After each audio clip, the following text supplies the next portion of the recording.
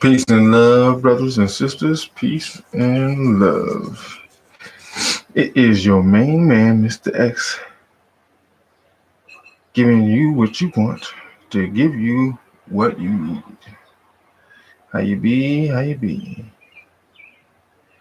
How you be? Looking for something on my thing. Trying to. What's always that one person? Do you work for YouTube, man? There's always that one person watching. Crazy, right? Let me see. Watch my wife. My wife tune in. Where the children at? Children getting their butt whipped. That's what they're doing. I ain't gonna share it yet. Not yet, but I do want to play it. Make sure it's. Not yet, but I do want to play it. Make sure it's. Okay, you can hear me. I want to check something out, brothers and sisters. I want to deal with, should we fight the police? Is that something at this point in time we have to look at? We have to think in regards to, is it something that is intelligent? A chess move that they are not yet thinking about. Inquiring minds would like to know. My dear good brother, King Flex of Flexes, had an interview with a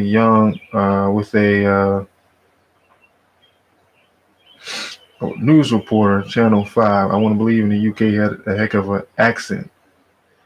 And just an interesting discussion between the two of them about the young man who was just recently arrested. I want to make sure I get his name.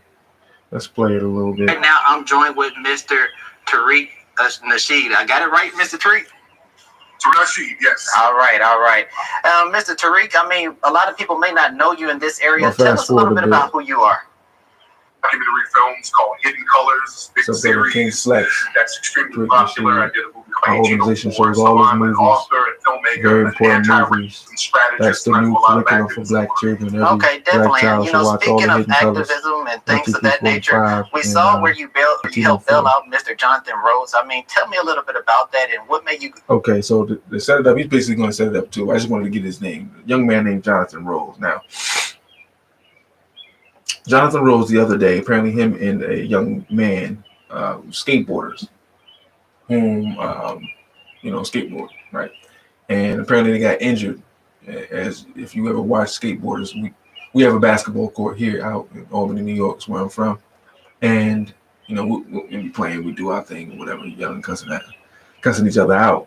But there's a skateboarding park right next to it.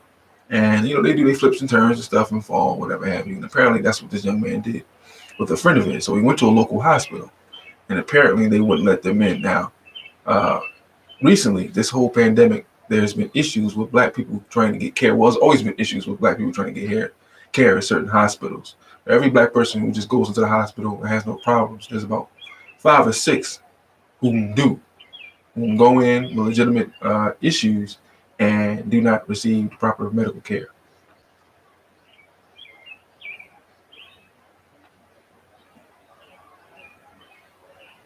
So anyway,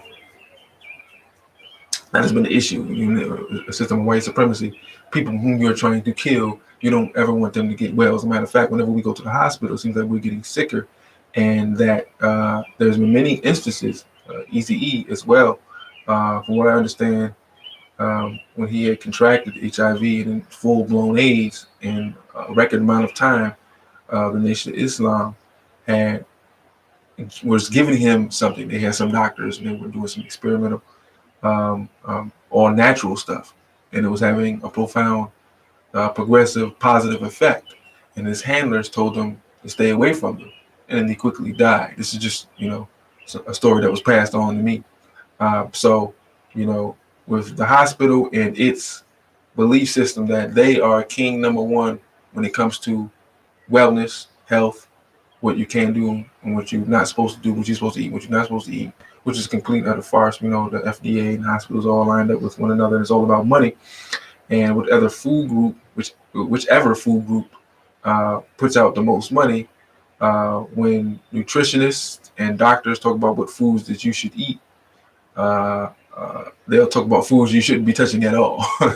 And so that you can continue to come to the hospital, it's a win-win. The FDA is connected to the poultry, the dairy, so on and so forth, and they'll push you toward poultry, right? Have you eating chicken all day long, and then you have the residual effects of eating baked chicken, fried chicken, or whatever. You come to the hospital, so it's a win-win, right?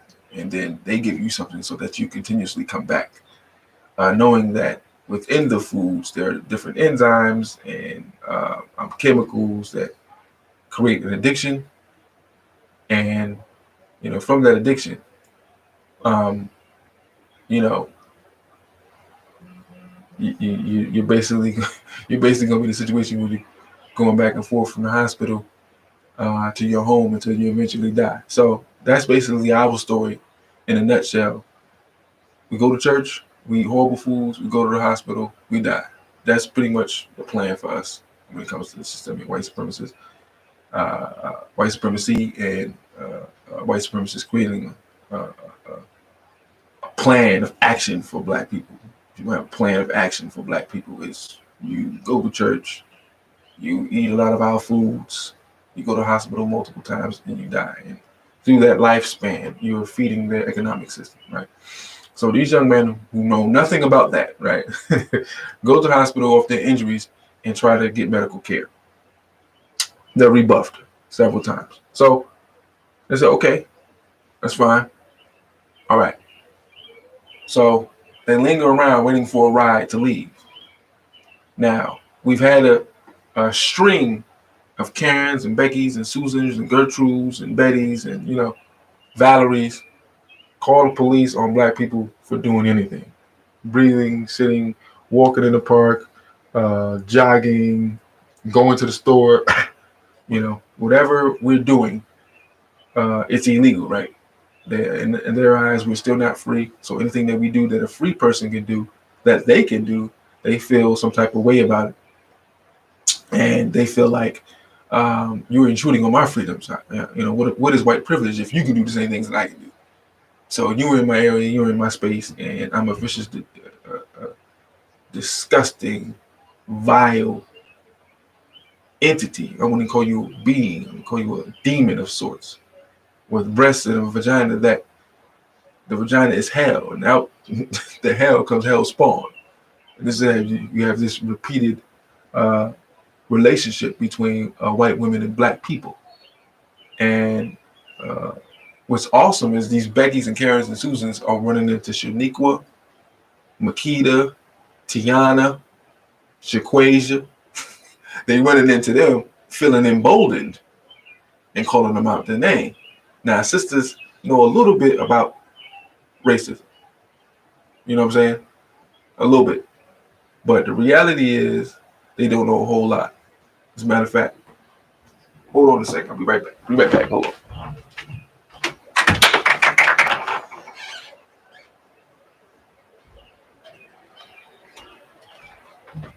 Okay. Make sure my baby's still asleep. She's still asleep. Okay. So they know a little bit about racism. They know about nigger. They know if you say that word, you're being disrespectful. You're being racist. Okay. But outside of that, in terms of how things works, the ins and outs of racism, and how the entire planet is engulfed in systemic racism, the power players, the globalists, and, indoctrination, industrialism, all these different words and terms they're not familiar with, nor do they care about, right? So Karen is feeling emboldened because she knows that history. She's very aware of it. She knows her place in the system. So she's feeling emboldened to say, hey, what are you doing here? Blah, blah, blah. And Shaquita ain't feeling it that day anyway. Shaquita is never feeling it. She got her kids. She got a boyfriend. She got to get out of jail. Supervisor at the job is acting like an asshole. So I'm ready for the smoke anytime. And finally, instead of beating up the boyfriend's girlfriends, she's getting at the slave master's mama, the daughter, the sister, the wife, and I love it. So now I'm finally seeing videos where our people is putting hands and feet on racist sisters.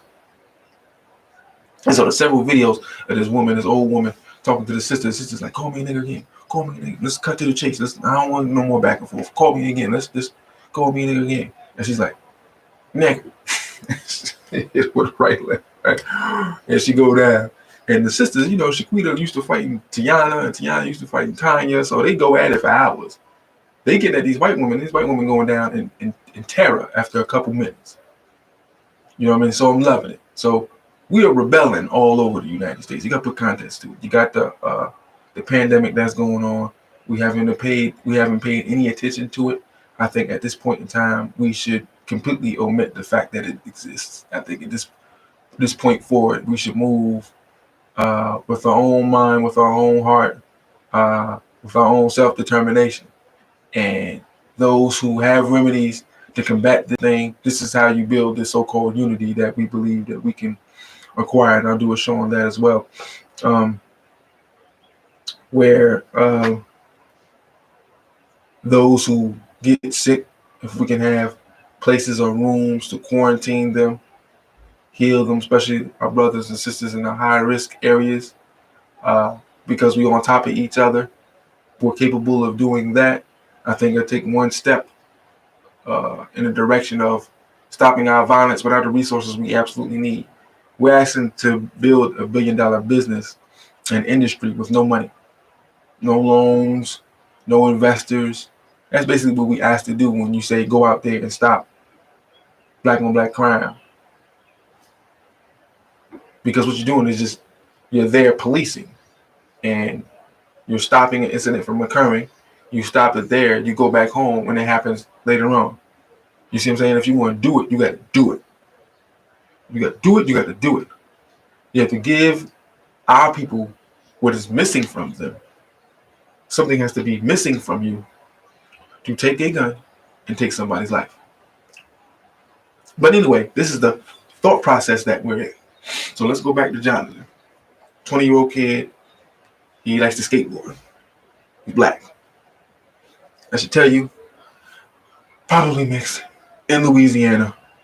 Black people there are overwhelmed and afraid. There's a very strong Confederate, white supremacist, KKK frame of mind there within the government, from officials, from the military, they call it police, street, race soldiers, all that. So the young man, having all that pressure on him, all that stuff that I just named, a police officer is called because they're waiting outside. They're waiting for their ride. They've done no wrong, but they're on the premises and they're trespassing. So someone in the hospital calls for police. The police come to detain a young man who's done nothing wrong. And so in that detainment process, that arresting process, he gaffs him up from behind, smacks him in the head a few times, and the kid loses it. Turns around and just boom. I mean, one right hand over the overhand right. It's a 20-year-old kid. Boom. Man goes down. Now remember, Mike Tyson was heavyweight champion at 20 years old. Boom. Out. And he went over top of him. Boom, boom, boom. And you can see all the rage of the ancestors. All of it being unleashed on that cop. And it was beautiful. It was beautiful to watch. And everybody grabbed him up and, stopped them, whatever have you. And shout out to Flex and the group and the family. They were able to rescue him from detainment because he had been arrested thereafter, assaulting an officer. They threw 4 or 5 different charges on him, and the bail came up to about $75,000, and the family was able to give him out. And we have to incentivize our brothers and sisters who are brave enough to fight. So the question becomes, should we fight and combat the police? When an unlawful encounter comes and the police are in the wrong and they're being overtly aggressive to you, or you have a sense that you may not see the light of day again, should you go toe-to-toe with them? Some have done it and lived to tell the tale. Some have not and died. And in the current climate, it's really just about, I couldn't give a direct order, honestly, because it has to be about you personally. If you were a bunch of soldiers and a bunch of brothers who have either been arrested, have committed several crimes as of recent, and have told everybody they're not going back, those are soldiers. Unfortunately, we had a young man that was doing that here in our community. And unfortunately, instead of being a soldier for his people, he was a soldier against his people. He was a terror amongst his people. And he was part of a gang. And those individuals came to some of the protests upset with the police for killing your brother, even though we terrorized the community. That's the mindset that our people are on. But if you're dealing with surface issues, right, and you can't deal with the underlying thing, and you're a million in the middle of a rebellion, right, and you have a group of black, quote unquote, street thugs, unpoliticized street tribes, as Fred Hampton Jr. calls them, why not politicize them? We don't like the police, you don't like the police. We're going to have protests here. If you have the same gumption that your man has, says that you're not going back, and you got the score to settle, why not unleash them? There's a movement that needs to happen in all those. It's a national movement. Minnesota's tearing up, LA was tearing up, but slowly but surely they're starting to die down. And once you have a coming together, you must organize that coming together. People have to play their parts. You find out what people like to do. The young brother that's on the corner making ends meet, he's not coming to no political meeting for 4 hours. You have to find a role for him. The prostitute on the corner, you have to find a role for her if you want things done. It's done in a dirty way, a nasty way. How these people were able to obtain power and maintain it. This is not for the faint of heart. So the premise of fighting back when you're unjust against by people who are supposed to protect you, and the community can clearly see that because there's cameras everywhere now. We can see all the arrests and detainments. But we have to fight for those whom are not being video recorded. Where we have to take the word of the cop, where they can take videos of aggressive people towards officers and say, hey, this Tommy John here person did the same thing to me. There was no video of it, but I'm the cop and I'm white and I say so. And he attacked me, he scratched me right here, a little nick right here. So I had to shoot him 22 times. Oh, case closed. We don't got no video. We ain't got no witness. The DA's not going to indict that officer. What little evidence we got? All we got is the report. Everybody's on the same team when it comes to this. Come on, look at this text message here. Very important messages got going on. You dig?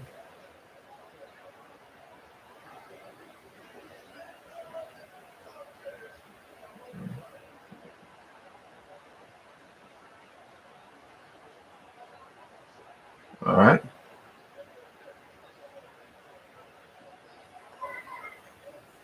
You know what I'm saying? So, all right, cool. So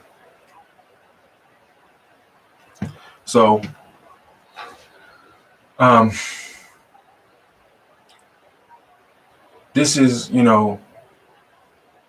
this is something that we need to fathom and really discuss, that everybody plays a role in this thing. You see it in the movies. They show us in the movies, Oceans 10, 11, and 12. We marvel at it. It's amazing, right? But we think there's nothing that we can really do like that to duplicate that, to get the things, the resources that we need to stop black on black crime, to stop police genocide amongst black people. When we say genocide, you're talking about a complete eradication of a species. They have done it before, right? They are the mutants of the planet, and they want to control the planet and get rid of the real humans, us African people. God made Africans. We are God's people. America made niggas. That's the devil's people. Whether you believe in spirituality or not, whether you believe that there's a devil under the ground, or a white guy and having, you know, whatever. I dealt with that in my previous video. This powerful entity, deity, supports those who fight back. And we are no longer taking it on the ground. The reality is we've always fought back. It's just who controls the narrative. The victor controls the narrative. So if the victor says all you did was say we shall overcome someday, that's a lie. Because even in those videos, you see a guy take boom, boom, left, right to an officer and then take a baton to the head and then get beat in the 50s and 60s. So you combo a cop back then, it's going to be corporal punishment. But they was going to have cameras on you back then. And that brother fought. And hopefully he spread that genetic material from his loins, took that seed, impregnated a woman, and created another version of himself. Because the warrior fighters, we need them to procreate, just like they used to do with slavery, but at different purposes, right? In slavery, they wanted us to procreate so they can build America. We want to procreate the soldiers and warriors to destroy it. So I say that again to you, which won't be a long show. Should we fight back? I believe we should. I believe it's incumbent upon whomever is feeling that way. It's really about you. Listen, if you want to go through the motions, and as Minister Farrakhan kind of told us, that you behind them lines. You gotta get on guns, especially when he's this overtly racist. Like, what you doing here? What you doing here, boy? Well, you're a human. You can go anywhere you want. You're a free man. You're an American. That's not what you say. Oh yeah, sir. I'm just heading to the gas station, get some gas, and get a few drinks from me and my lady. We're hanging out. I mean, they ask a bunch of questions. I let them know. I've been pulled over mad times. Where you heading? Where you going? I give them the whole story. Listen, I'm about to go. Nah, you know what I'm saying? All the years that I've been driving, you know, I'm about to go. Yeah, you know what I'm saying, Mr. Officer. You feel me? You know, and they really about the back. And the question is, one, to see if you're inebriated, and see if you're going to be combative. If you're going to give them that reason for them to gaff you up. I've been told to get out the car, and I've been cuffed before. You know what I'm saying? My car searched. You know what I mean? All that. And this was right after Trayvon Martin died. You know what I'm saying? But most times it's like, where you going? Yeah, I'm going down here, see me and my homies. We're going to hang out, stuff like that, watch the game. One time we got pulled over, and that's something. Black Panther was coming out. He said, where you guys going? Hey, we're going to see Black Panther. He's like, oh, you going to see Black Panther? Oh, great. All right, I'll be right back. Just want your license and stuff. And I'm like, he said, I was going to let you go, man, but you was going 90 to 65, so I got to give you something. I was out. And respect. He gave me a 75. You know, I fought it and got it, you know, taken down a little taste.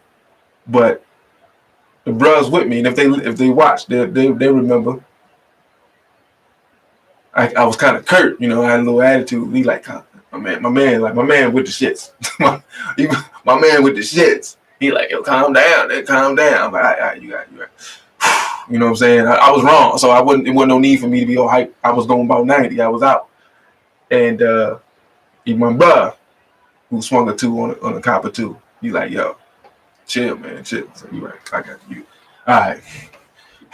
So he gave me the license back, gave me the ticket, and we bounced. But you know, he knew about Black Panther. You know how I know it was some bullshit? He's like, oh, you gonna see Black Panther?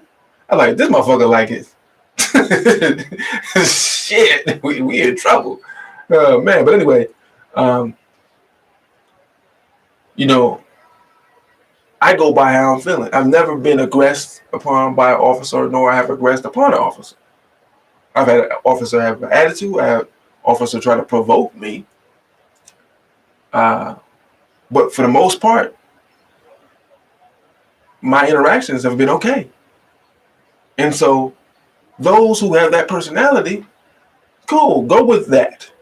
Live to fight another day. We need you on the battlefield as long as possible. You see what I'm saying? But some brothers will pull out the phone, be like, yeah, officer, and go over the rights and laws, and you a dickhead, and fuck you, and all that stuff. Hey, if you feel comfortable doing that, do that. And if you Rashad Brooks, and you feel the energy of those officers, and you came up with a solution. Just say, you know what? I'm gonna just leave my car here. I'm gonna walk. They should be good with that because they didn't pull him over. He was in the car asleep, like he was knocked drunk.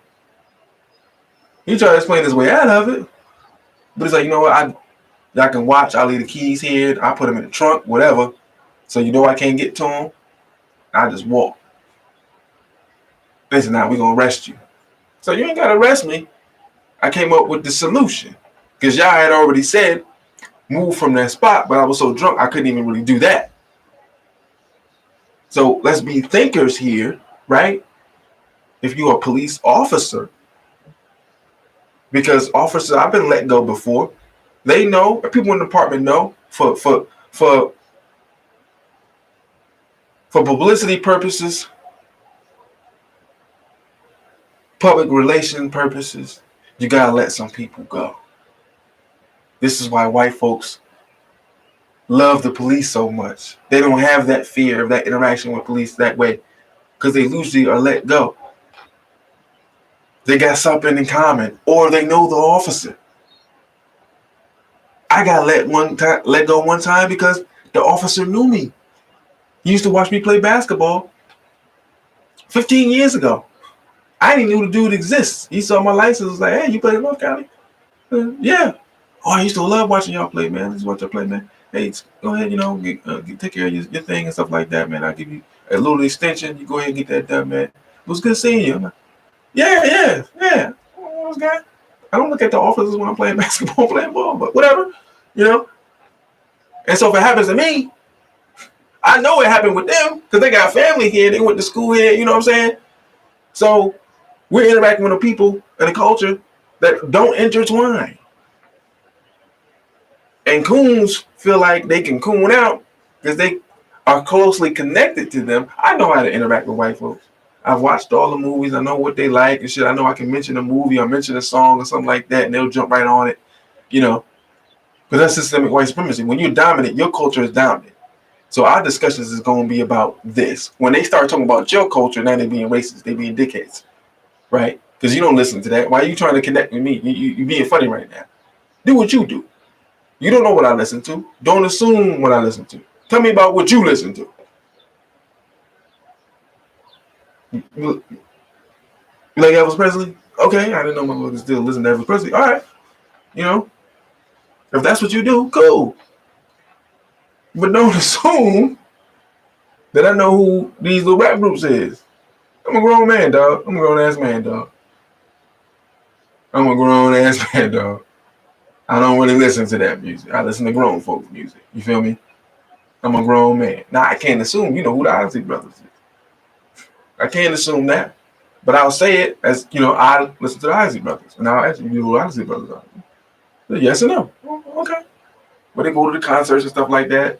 Jackson 5 and, 5 Heartbeats movie. And, you know what I mean? But once you have that duality, that back and forth, that conversation with them, and it's like, oh, he cool. All right, I'm gonna run your ticket. Sometimes I let you go. Most times I give you a ticket. We in a position now where we happy to take a ticket so that we don't die. It's as simple as that. It's as simple as that.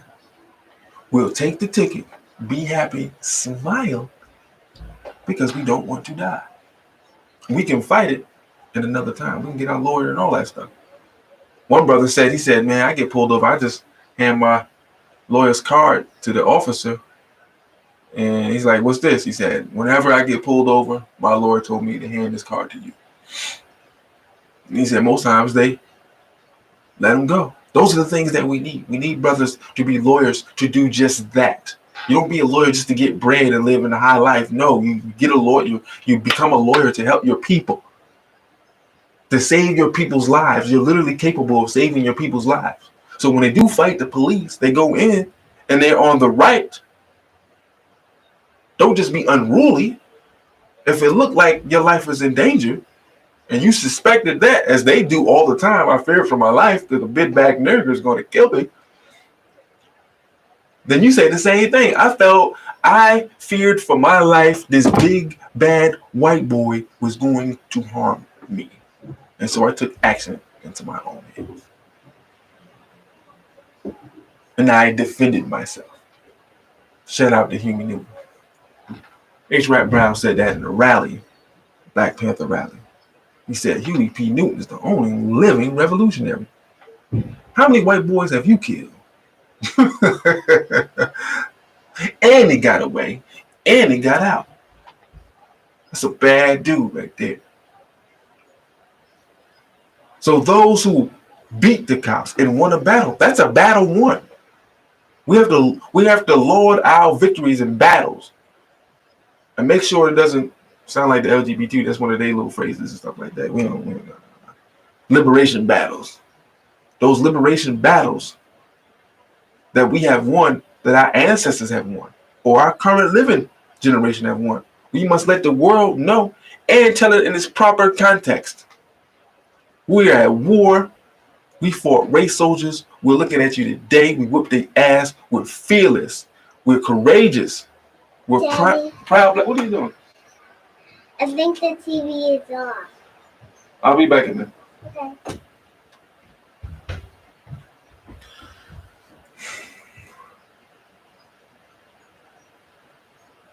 And you tell those stories to your children. You let them know. When you encounter an officer, you spit in his face now. I'll play. You just give it to them what they can understand. She's 4 years old. She wouldn't really understand that. But you just let her know, and you always be mindful around police officers. Maybe that conversation isn't needed to be had just yet. So, should we fight police? Stop! Sorry, y'all. Wait 1 second.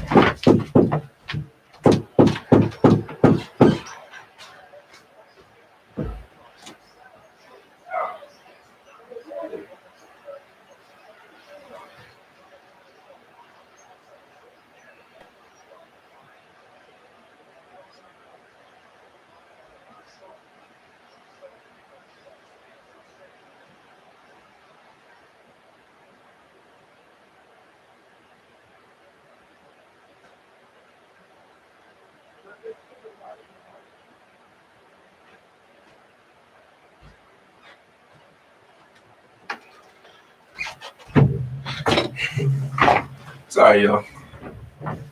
Children be wilding now.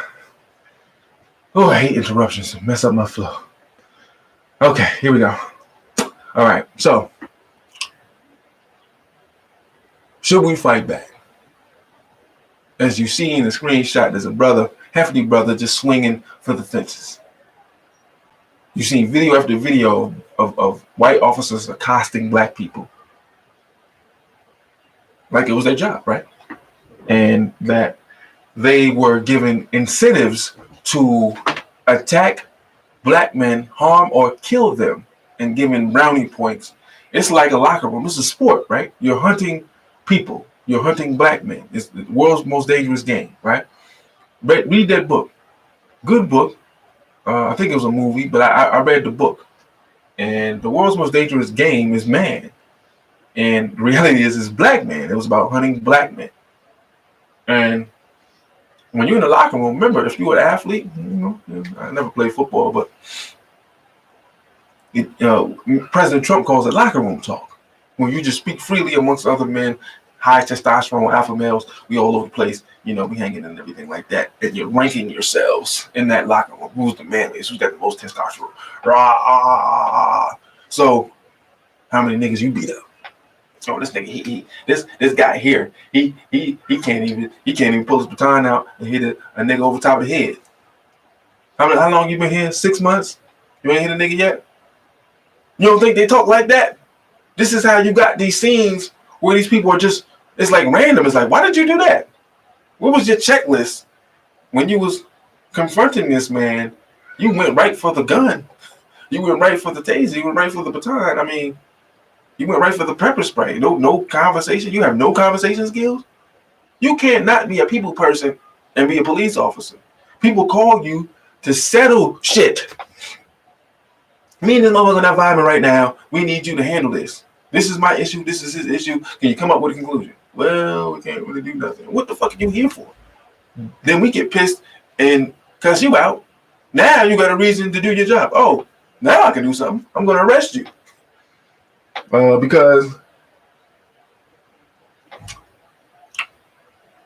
Because you're an asshole.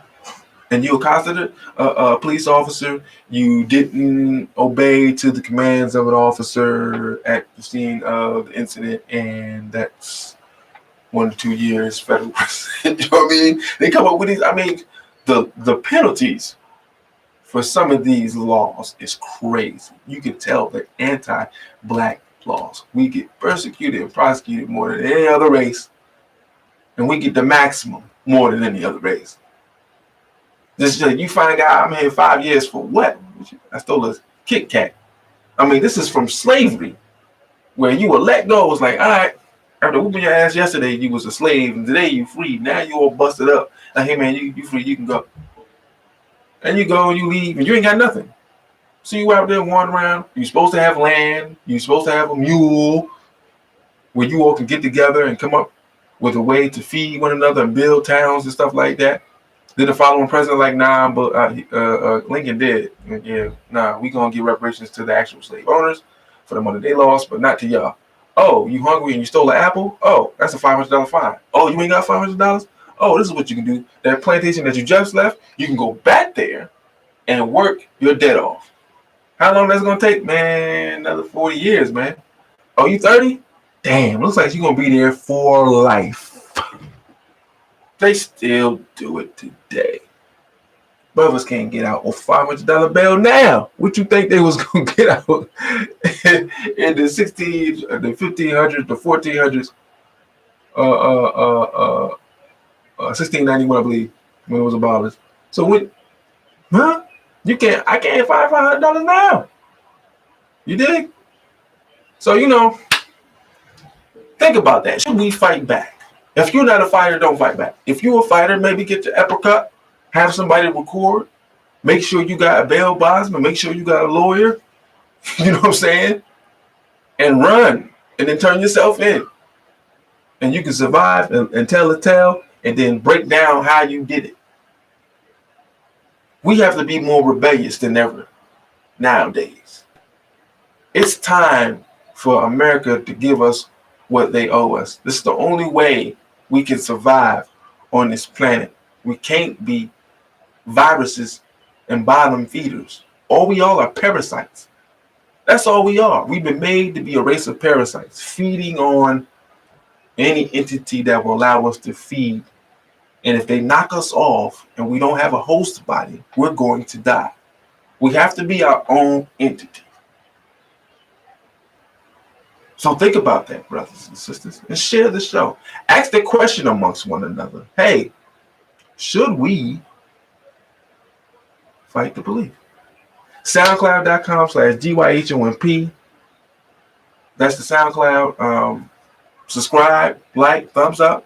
Go to Facebook, The Quinn Mr. X. Go to Facebook. Get your hand in my pocket. And check out Sadnetta TV. Shout out to Sadnetta, Sister Nepal. They put a brother on, and hopefully I get more opportunities to discuss the race problem, bringing Black power back into Sadnetta Studios, and allowing the people to discuss, what we know, all the media and information we've gathered through the different mediums, channels that we have. We got a lot of Black media here, man. You know how when they came out with the Time Warner Cable and it was like 500 channels. Well, we got thousands of channels of brothers and sisters disseminating real good information, trying to build their channel up, becoming YouTubers. But for every BS channel, there's a channel of real knowledge. And that's what Get Your Hand in My Pocket represents. No matter what you're talking about, we can deal with the race problem. You know what I mean? But peace to you. Share, like, and love. And ask a friend to ask a friend to ask a friend. Should we fight the police?